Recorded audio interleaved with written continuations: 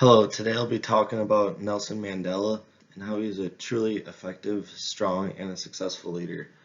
So I'll start by going over some of his background and who he was, and then I'll go into what kind of leader he was and how that has an effect on the traits of a leader that he shows and how he fits in with the definition of a leader and the goals of a leader.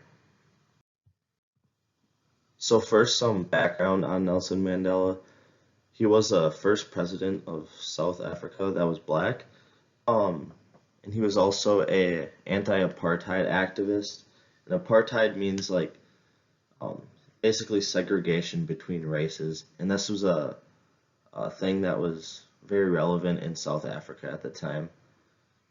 And also, he was imprisoned for 28 years for going against apartheid policies in South Africa. And he was also a member of the African National Congress Party. So Nelson Mandela's leadership style would be servant leadership. This is because of the community that he was able to build in South Africa to lead to this social reform.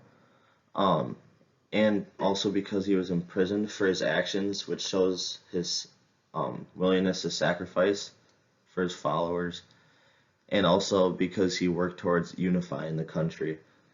Um, and because he was a servant leader, it allowed him to empathize with his followers and show a sacrifice of his own well-being for the common goal. And it made it really easy for people to follow him and contribute to that goal. All right, and as for the leadership traits, we have ethical, inspirational, goal-oriented, knowledgeable, and confident.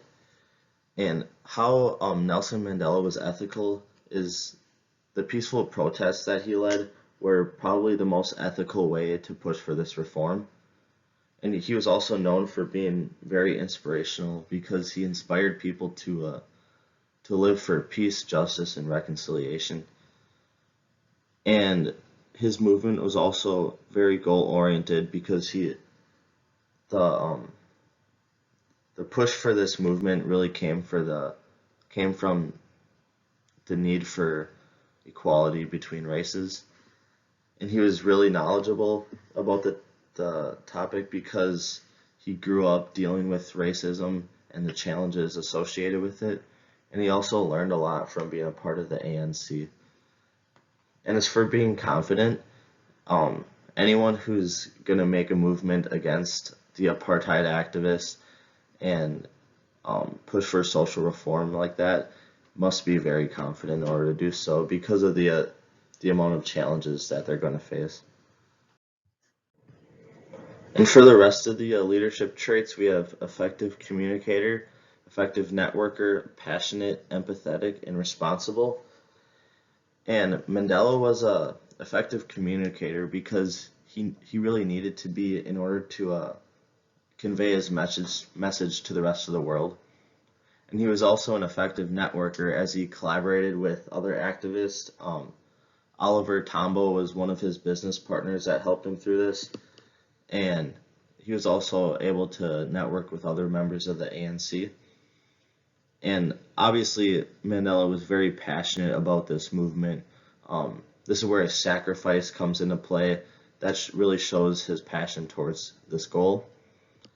And he was also able to empathize with all of his followers because he grew up in the same with the same background as them.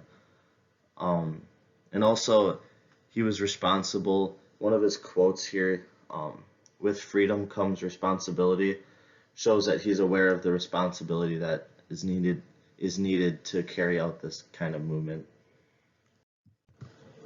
All right, for the definition of a leader, we have someone who motivates and guides others to reach a common goal and strives to be compelling and maximize the potential of the group.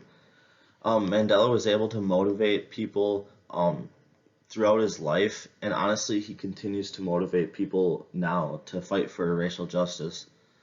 And throughout his life, he was also able to guide people in the right direction. He did this through his peaceful protests, um, which he thought was the best way reach these goals. Um, and the common goal he had between him and his followers was the racial equality.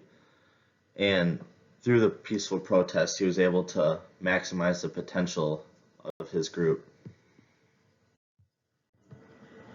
And lastly, here we have the goal of a leader, which we have is to provide continual support and guidance to achieve group success by maximizing each individual's strengths and empower others to bring forth collaboration effectively and efficiently.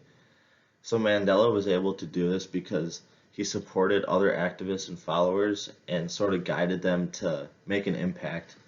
And he did that through encouraging peaceful protests. And also, he was able to empower each and every one of his followers to take all the necessary measures that they needed to in order to reach their goal.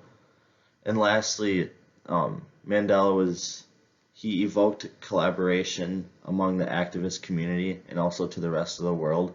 And this sort of collaboration that they had led to a lot of their success.